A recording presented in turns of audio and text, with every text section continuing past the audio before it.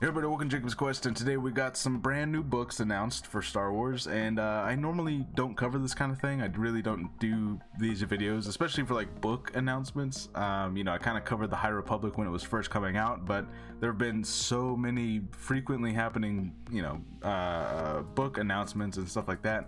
Honestly, I'm still trying to read. I'm very far behind, but this announcement, I felt like I had to talk about it. I'm so jazzed up about this thing. I just use the term jazzed up. Anyways, I'm so excited for these books coming out that yeah, I gotta talk about it. So, new book starring Luke, Lando, Obi-Wan, and Anakin more revealed, coming in 2022. Okay, so the first one is a novel called Shadow of the Sith, following Luke and Lando on a mission to locate Exegol. The next one is another full novel called Star Wars Brotherhood, Obi-Wan and Anakin amidst the chaos of the Clone Wars, and Skywalker's rise to Jedi Knight. So I guess this is him officially going from Padawan to Jedi Knight, which I think in the current canon is still not something that's been explored all that much.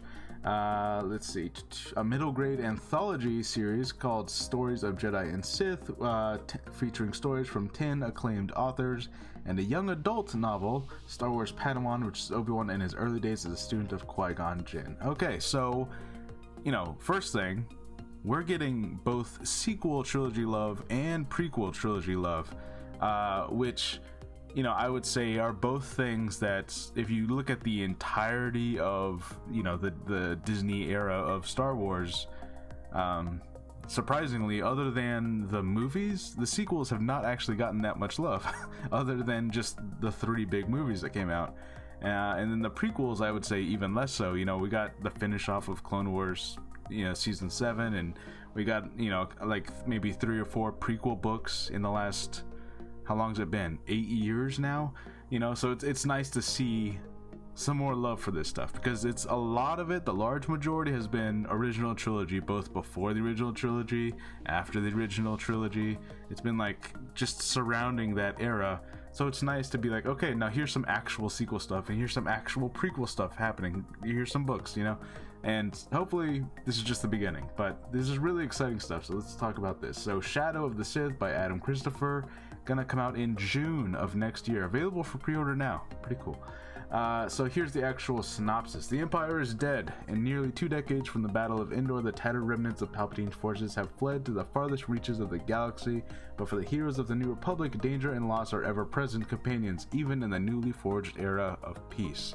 Okay, so let's look at that. So 2 decades after the Battle of Endor, I want to say he is not yet training Ben Solo 2 decades, because I feel like he only trained Ben Solo for about 10 years. So let's see, yeah.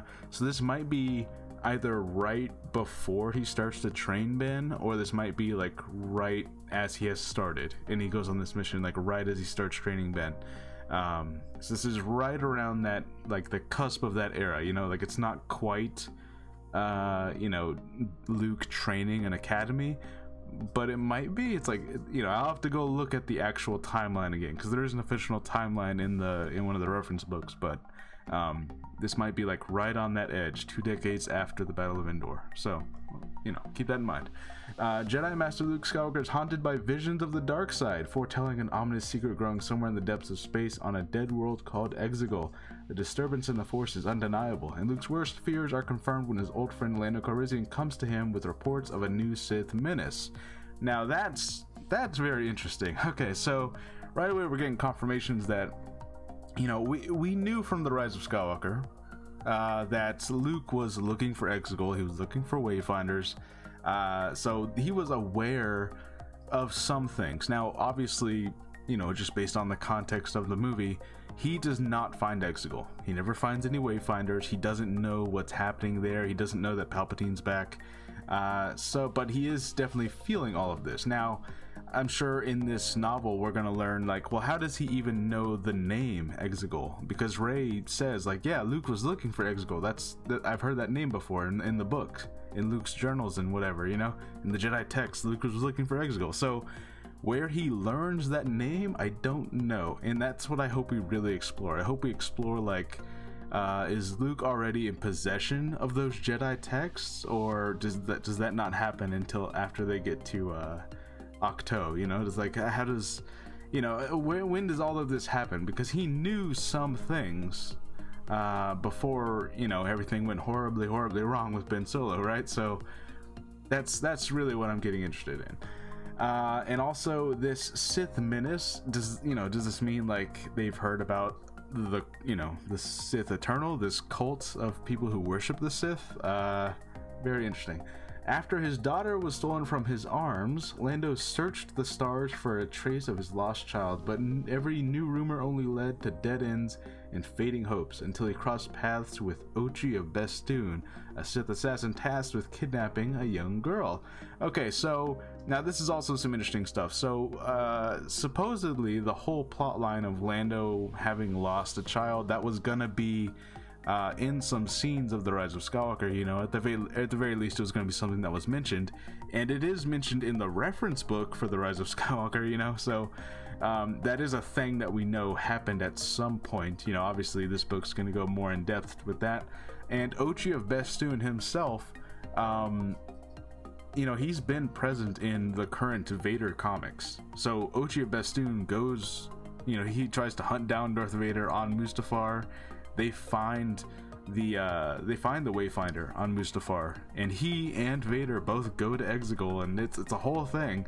So Ochi of Bestoon is he's kind of a goofball. You know, he's so self-assured. He's like, I'm a super badass assassin, but he kind of like accidentally stumbles his way through situations, but he always survives, you know. So he's a little, you know, he's kind of like, imagine an evil Jar Jar Binks who is like ultra confident but not that competent, you know. So that's kind of what Ochi of Bestoon has been displayed as, an evil Jar Jar. I guess that's a good way to say it. So I'm very interested in that. Now obviously at this point he's been tasked with kidnapping Rey, but Lando's daughter is stolen from him. Now there is, I don't even know where this was said. It might be in some of the Aftermath trilogy books, which, to be honest, I have not finished the Aftermath books, but I know that the idea that they were stealing the children of a lot of the old rebellion members, they were stealing like their kids to basically indoctrinate them into the First Order. I know that was like an idea at some point. That might be like an Aftermath trilogy book thing, but you know, I think that's what happens with Lando's daughter. So is it what's her name, Jana? Is it Jana? Is that Lando's daughter or not? You know, I think that was like an implication, but it was never confirmed. So who knows what's going on with that. So that's another interesting aspect to this book. Here, Ochi's true motives remain shrouded to Luke and Lando, for on a junkyard moon, a mysterious envoy of the Sith Eternal has bequeathed a sacred blade to the assassin, promising that it will give him answers to the questions that have haunted him since the Empire fell. In exchange, he must complete a final mission, return to Exegol with the key to the Sith's glorious rebirth, the granddaughter of Darth Sidious himself, Rey. Okay, like, you know, again, this is just the synopsis of the book, but I'm already like getting a whole lot of stuff here. Okay, so a Sith Eternal member, the people who live on Exegol and operate all of those ships and are the ones in the Sith Trooper, the red armor, those are all Sith Eternal people, okay? One of them gives Ochi the blade, the Sith blade that would tell him where the Wayfinder is on the Death Star. But he has to complete a mission in exchange for this blade. He has to go grab Rey and bring her to Exegol, which is very, very interesting. They're on a junkyard moon. They were very specific with that also, on a junkyard moon. So yeah, lots of interesting questions here. So yeah, the Ochi was like, I don't know if this was like an actual official title he had, or if he just considered himself like, I'm Palpatine's favorite Sith assassin, because again, he's kind of a goofball, so it's kind of funny to imagine that Palpatine was like, yeah, this is my top guy, you know? Or maybe he's just the only one left who's like insanely loyal, you know? But in any case, you know, he doesn't know what's happened and Palpatine's still alive and all this other stuff until this Sith Eternal envoy shows up and gives him the blade. So that's a lot of interesting stuff happening there. How much did Ochi know? How much did this, you know, Sith Eternal envoy tell him? You know, did he say like, hey, this blade will take you to the wreckage of the Death Star, and on there is where you'll find like an actual like map that you just plug into your ship and it'll take you to Exegol. So, you know, that lots of interesting stuff there. As Ochi hunts Rey and her parents to the edge of the galaxy, Luke and Lando race into the mystery of the Sith's lingering shadow and aid a young family running for their lives. Now, this last little bit here, okay, I feel like we're kind of getting a little tricked here, okay? Because Ochi is hunting Rey and her parents, okay, and Luke and Lando are trying to uncover all this Sith stuff. Now we know that they don't do it. We know that Ochi gets attacked by the serpent on Pisana. He dies there. Lando and Luke don't know what happens to him, so they lose the blade, they lose the path to the Wayfinder, and thus they never find Exegol. They never find out that Palpatine is alive. And Rey's parents die somewhere. We never see their bodies or their skeletons or anything like that, so I don't know specifically where they were killed, but at some point Ochi killed them.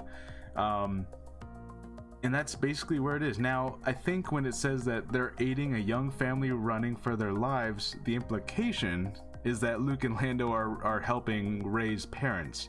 But I feel like we're being tricked there. I feel like the young family that are running for their lives might actually be a separate family. Maybe it's referring to Lando's daughter or something. You know, like maybe, you know, it feels like they're kind of messing with us there, the way that they worded this. Or maybe it's just me. Because the other thing, of course, is that Luke has no idea who Rey is. You know, now it's possible. Here's one situation in which this is possible, is that, you know, Rey's parents leave her on Jakku. They go on the run, and Ochi is still chasing them, thinking that Rey is with them. And maybe maybe he chases them for like a long while, and they're just gone. And maybe they run into Luke and Luke tries to help them, but at some point they get killed by Ochi anyways. Because the thing is that Luke cannot run into Rey, you know, because he has no idea who she is. And obviously Rey, even if she was like 5 or 6 or whatever, if she ran into Luke Skywalker before, it kind of feels like through the Force that would be something that came up at some point in The Last Jedi when they're talking. You know, it'd be like, hey, wait a minute, I kind of recognize you through the Force. Oh my god, we did meet before. Well, obviously that did not happen. So, you know, either this is referring to a different family and the synopsis is kind of messing with us, or Luke and Lando run into Rey's parents, but not Rey. And then Rey's parents end up getting killed, you know. So that's my thing, is that we know what does not happen, but we still have so many questions, and there's so much stuff here. There's Lando's daughter, that's like a whole plot on its own. There's Luke and Exegol and the Wayfinders, and how much does he know, and is he training Ben yet, and is the Jedi Academy, and you know what's that whole situation. And then there's still, you know, Rey's parents, and they're running away from Ochi, and Ochi's given the blade by some Sith Eternal people. There's literally like 4 or 5 like plots, like movies worth of plots here happening in this one book. So this is going to be a very, very important book. I feel like there's undoubtedly still going to be some lingering questions left, because I don't know how you could possibly fit all of this into one book. It'd have to be like one big ass book. But there's a lot of stuff happening here. Lots of questions that people have had for a while. And before I move on from this, here's my thing. If you do not like the sequel trilogy, that's fine. They're just movies. You're allowed to have movie opinions. It doesn't say anything about you. Now, you know, your behavior on the way that you display those opinions, the things that you say to people and how you interact with people, those are the things that do kind of determine, you know, what kind of person you are. But having the opinions themselves, that doesn't mean anything. That's fine. And The Rise of Skywalker, very divisive. The trilogy itself is divisive. Rise of Skywalker specifically even more divisive, I think, even amongst people who like the sequel trilogy. So, you know, just to get a couple things out of the way, it's like, yeah, I acknowledge there was not a plan. They did not know that any of this was happening. They were kind of just making it up as they went along. You can either get past that, just accept, like, okay, that's the way it happened. I wish it didn't happen that way, but that's what we have. There's no changing it now. It happened. The movies are made. They were released. They're canon. They're not going anywhere, clearly. So you can either accept that and just hope that they can do something with it, or you can just stay mad forever, because nothing's gonna change it. You know what I mean? Like, you can be mad all you want, but it's not going anywhere. So that's my thing, is like, even if you don't like this movie and you don't like this trilogy and you don't like that any of this happened, you know, if I were you, I would say, like, maybe this can fix some things, or at the very least, maybe this can make you feel better about some things. So that's that, right? For me personally, you know, I find things to love about each of the sequel movies. I acknowledge that I think all of them have their flaws and, you know, the different directions they were all going, and there wasn't a plan, and I acknowledge all of that, okay? There's plenty of things that we can sit here and criticize, and, you know, the whole thing, not just the movies, but like the whole era and the way it's all been treated. And the fact that we're only just now getting a lot of these, like, seemingly very important things about this era of time. Here's my thing about all of that, though, is that now that it's all out, now that the movies are done and it's all happened, now is when they can start going back and, you know, kind of retroactively putting in all of this content and filling in all these gaps that seem very important. And honestly, I'm excited for that. I'm excited that they can now, like, without having to worry at all about stepping on the toes of plans they don't have, now they can go back and be like, okay, now we can start explaining things. Now we can start answering things and coming up with answers, you know, inventing them for the first time. And I know a lot of people would have loved that all of this had been planned the whole time, but it wasn't. This is the way it is. And I'm okay with it. I can live with it because that's the way it is. That's the life that we have right now. So fine, I'm okay with it. I'm excited for an era of filling in these gaps, answering these long-standing questions, or at least inventing answers for them. This has me excited.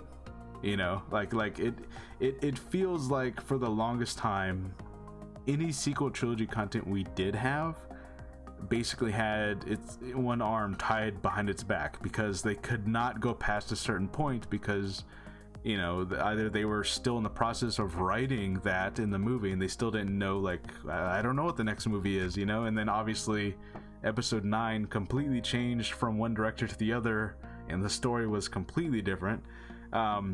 So, you know, there were limitations on what they could even do, both comic-wise and in the books and anywhere, because they didn't know what was happening.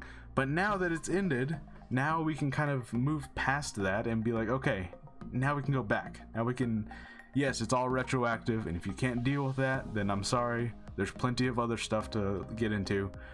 But if you're okay with this, like, if you can deal with the fact that this is all, you know, retroactive continuity and it was all just now made up and there obviously was not a plan, if you can accept that and live with that, then I think that this book is going to be amazing. And, you know, I think this is going to be like one of the most exciting books that they've come out with, because it doesn't feel like they have to be careful about, like, oh, we can't touch this area because someone might be making a movie about it, maybe, I don't know.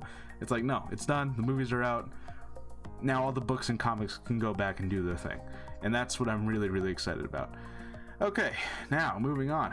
Star Wars Brotherhood. Alright, so this one's coming out in May of next year. And here's the synopsis. The Clone Wars have begun. Battle lines are drawn throughout the galaxy. With every world that joins the Separatists, the peace guarded by the Jedi Order is slipping through their fingers after an explosion devastates Katonamodia. I'm no good with these names. The jewel of the Trade Federation. The Republic is blamed and the fragile neutrality of the planet is threatened. The Jedi dispatch Obi-Wan Kenobi, one of the Order's most gifted diplomatic minds, to investigate the crime and maintain the balance that has begun to dangerously shift. As Obi-Wan investigates with the help of a heroic Naimodian guard, he finds himself working against the Separatists who hope to draw the plan into their conspiracy, and senses the sinister hand of Asajj Ventress in the mists that cloak the planet. Okay. Whew, that was a lot. Okay, so Kaitu Neimoidia, that is the homeworld of the Trade Federation, I believe. The Naimodians, however you say it, obviously. The frog people, right? The Naimodians, yeah. Now, here's interesting, is that the Trade Federation, or at least this planet here, at this point in time, I guess it's technically a neutral planet, which, I guess, you think Trade Federation, and you're instantly like, well, they're obviously separatists, but I believe there was a Clone Wars couple episodes that they actually did go there, and I suppose, no, thinking back on it, they were technically neutral, but they were kind of like neutral in the underhanded way, where it's like clearly they're working with the separatists, and they tried to like blame everything on Newt Gunray, like, no, it was just Newt Gunray, he did it all. But it's like, come on, guys, we know what you're doing, you're all in on it, right? It was like one of those situations. So that's interesting. Now Asajj Ventress is already here, and then the next paragraph though says, amid the brewing chaos, Anakin Skywalker rises to the rank of Jedi Knight, which that in and of itself, one of the only times I can remember that happening in Legends was during the 2D Clone Wars, the micro series. I think they actually showed that scene where they knighted him, and they took off his Padawan braid. So I'll be interesting to see how they do that in canon now. I kind of hope they keep a very similar like ceremonial thing happening there. And Asajj Ventress is already a thing, because when the Clone Wars, the 2008 series starts, very early on, of course, within the movie, Ahsoka starts, and Anakin is already a Jedi Knight. His hair is short, but it is, it's the hairstyle he has for the majority of the Clone Wars. So I don't know if it's ever been said specifically how far into the Clone Wars that show starts. I don't know if that show starts like it's been a year already, or if it's been only like 6 months, you know what I mean? So this book sounds like it is as early in the Clone Wars as we've seen. It feels like you can watch episode 2 and then read this book, and then you can watch the Clone Wars TV show, because this feels like it happens right before the show, but obviously after episode 2, so it's like right there, which is very interesting. So Asajj Ventress is already around that early on, because I guess in the TV show she's just around the whole time for the whole show. We don't see her getting recruited, although we do see her getting recruited in the 2D animated show, which is not canon. So that's always been kind of a confusing thing, is that the 2D micro Clone Wars show, that thing actually shows a lot of things that the normal Clone Wars show does not. It shows Anakin becoming a Jedi Knight and his whole ceremony. It shows the recruitment of Asajj Ventress. I can't talk right now. But it doesn't show. It's just kind of interesting that like that's still Legends. It feels like they could really just kind of pull that right into canon, because I don't, whatever. Anyways. So let's see. Amid the brewing chaos, Anakin Skywalker rises to the rank of Jedi Knight. Despite the mandate that Obi-Wan travel alone and his former master's insistent that he listen this time, Anakin's headstrong determination means nothing can stop him from crashing the party and bringing along a promising but conflicted youngling. Okay, now that's another interesting thing about this, because if this is that early on, and Anakin has just now, in this book, I guess, been granted the rank of Jedi Knight, can this be Ahsoka? Because Ahsoka shows up in the movie, and we know specifically, like, we see it. We see what planet they're on and what mission they're on when Ahsoka shows up. So this can't be Ahsoka. Now, crazy theory, way out there theory. Be ready for this. What if What if this promising but conflicted youngling, it's a youngling, remember, it's not a Padawan, it's a youngling. Can you imagine if this is Grogu? I know it sounds crazy, like why the hell would Anakin bring Grogu, who's got the mentality of like a 5-year-old? Why the hell would he bring him along? But they specifically say youngling, they don't say Padawan. So this is not like Barriss Offee or something, like this is not anyone's Padawan, this is a child. He's bringing a child along. And when I think about like what children we know from that era who, you know, Grogu maybe has the mentality of a 5-year-old, but he is 50 and he has been training and he can do some stuff. And why would Anakin bring him along? I don't know, but like, you know, when I think about like interesting things they could do in this book, in this era, around this time, it kind of makes a lot of sense, guys. It kind of makes a lot of sense for them to be like, yeah, we're gonna put Grogu in the book, and Anakin brought him along for some reason. Damn, can you imagine? That might be it, because I don't think it can be Ahsoka. Ahsoka's not around yet, you know, like he hasn't met Ahsoka before the Clone Wars movie, and she's, you know, a Padawan, not a youngling. I don't know. You see what I'm saying? Like, it feels like that might be Grogu right there. Maybe I'm crazy, but anyways. Once a Padawan to Obi-Wan, Anakin now finds himself an equal but uncertain footing with the man who raised him. The lingering friction between them increases the danger for everyone around them. The two knights must learn a new way to work together, and they must learn quickly to save Cato Neimoidia, and its people from the fires of war. To overcome the threat they face, they must grow beyond master and apprentice. They must stand together as brothers. Yeah, so basically this is that transfer that you know, that transformative period between Attack of the Clones and the Clone Wars TV show. That's basically what this is. You know, I have to imagine that was essentially the writing assignment, the writing prompt. You know, they're like, hey, right after Attack of the Clones, but right before the Clone Wars TV show starts, you know, there's a couple of major events that happen there. You know, Asajj Ventress is a thing already. Anakin becomes a Jedi Knight, and you know, this what was the phrase in Revenge of the Sith? Like that thing, that event on Cato Neimoidia, that doesn't count. Like that, you know, that whole thing that they did in Revenge of the Sith.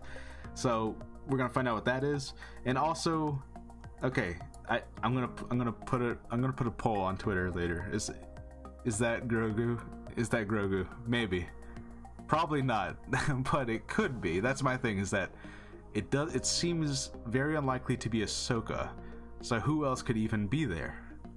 Right? Like, can you even name any other characters that would match this description at this point in time? It's got to be Grogu, right? Anyways, Star Wars Stories of Jedi and Sith coming out on June of next year. Jennifer Headley. So this is essentially what it says it is, right? It's an anthology of series. The brave Jedi, the devious Sith, these iconic heroes and villains embody the struggle between light and dark, the very heart of Star Wars. 10 acclaimed authors imagine all new tales. Now, you know, they've done stuff like this before. Is this going to be canon? Is it not going to be canon? I don't actually know. Epic standoffs, cunning plots, courageous action. Yeah, it doesn't actually say. Imagine all new tales for some of the sagas with popular characters from this time. Huh. Yeah, it doesn't say if it's actually going to be canon or not. I'm going to say maybe. It's kind of like those From a Certain Point of View books. They've come out with 2 of those already. You know, kind of things that are like, it might be canon, it kind of fits. You know, they're just like fun little stories. I think that's all this is supposed to be. And then finally we have Star Wars Padawan, July of 2022. Obi-Wan Kenobi really wants to be a good Padawan, the best Padawan even, but that's feeling more and more impossible with the new Master Qui-Gon Jinn. All of Obi-Wan's friends are off trained to be real Jedi, getting mission experience, while he's still on Coruscant, practicing his forms and sitting in silent contemplation. Ever since Qui-Gon's former Master Dooku left the Order, it feels like Qui-Gon has been too busy trying to connect with the Force or arguing with the Jedi Council to properly train his Padawan. Okay, so this is written by Kirsten White.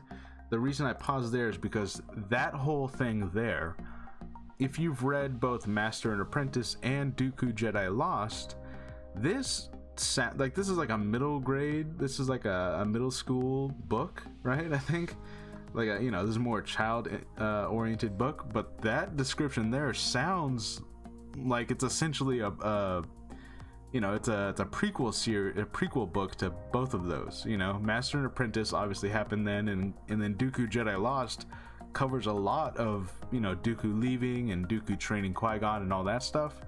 So this sounds like a book that would very much mesh with those two. So that'll be interesting. I might I don't normally pick up the middle schooler books. I don't pick up all those at all, really. But that one sounds interesting. Okay. Obi-Wan convinces Qui-Gon to take him on a mission to a remote planet. Once explored by an ancient Jedi, his master doesn't show up in the morning they are to leave, so Obi-Wan impulsively takes off by himself. Now, again, the synopsis, once explored by an ancient Jedi, so I wonder if this is going to be like a High Republic type of tie-in, like they're gonna, it's an event that was referenced in the High Republic, something like that. I don't know if 200 years is ancient, but it could be. Upon arriving, the mysterious lush planet encourages a group of teenagers with no adult supervision who all seem to have some connection to the Force, free from the constraints of the Order. Obi-Wan joins them in their daring adventures, but the Padawan side of him keeps questioning the teens' strange relationships to the Force and to the verdant planet around them, and what all of it might mean to his future. Obi-Wan tests the limits of his relationship to the Jedi and to the Force in this exciting yet soulful exploration of one of Star Wars' most enduring heroes. Okay, so that one might be interesting. Maybe eventually I will get around to this one, but again, it kind of sounds like it could mesh well with those other two books, which both of those were great. So this might be kind of interesting. Everyone loves to get some more Qui-Gon stuff. That's the thing, is that like Qui-Gon is one of those characters, he was in one movie, but he made an impact on a lot of people, and so getting a little bit more Qui-Gon, like brand new Qui-Gon content, like that's hard to find. So that might be something I pick up. All four of these sound really interesting, especially these first two, and especially this one for me. But yeah, I'm really, really excited about all of this. Now I'm kind of like, do you think this could possibly be Grogu? I'm still so curious about that. And a lot of answers. I'm expecting so many answers from the Shadow of the Sith book. And honestly, I've been waiting for ever since the third movie came out and the trilogy's over and the movies are gonna now just move on and do whatever else. I have been waiting for the content to start coming out to be like, okay, now that we know what's happened and now that it's like cemented in place, we can start filling in gaps retroactively, coming up with answers and all that stuff. I have been waiting for this, and I'm so happy it's finally here. Whew, man. So yeah, I gotta be honest with you guys, I have not been this excited for a series of books in a while. The High Republic is great. It's great, and it happens so fast. Like, these books are just like, they're just pumping these books out, it seems like. It's kind of crazy how, I quickly get far behind. Maybe I'm just a slow reader, I don't know.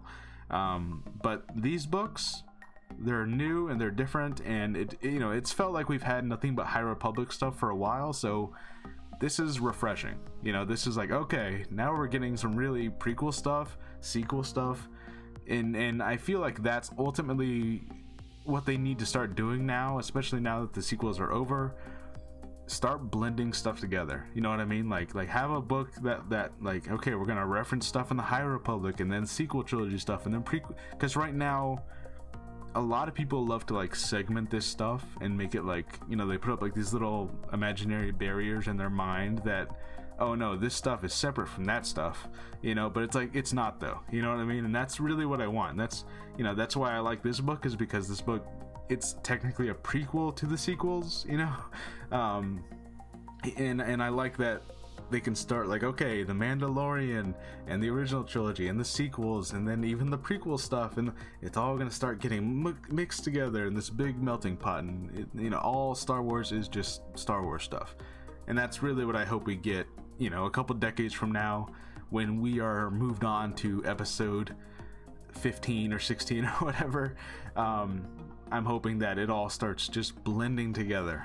That's ultimately what I want. Anyways, let me know how you guys feel about all these books. Let me know how you feel about getting some answers for the sequels, or are you excited to just get a goddamn Anakin and Obi-Wan story, and maybe an appearance by Grogu, maybe? I don't know. Yeah, let me know how you guys feel, and I'll see you guys next time. Bye.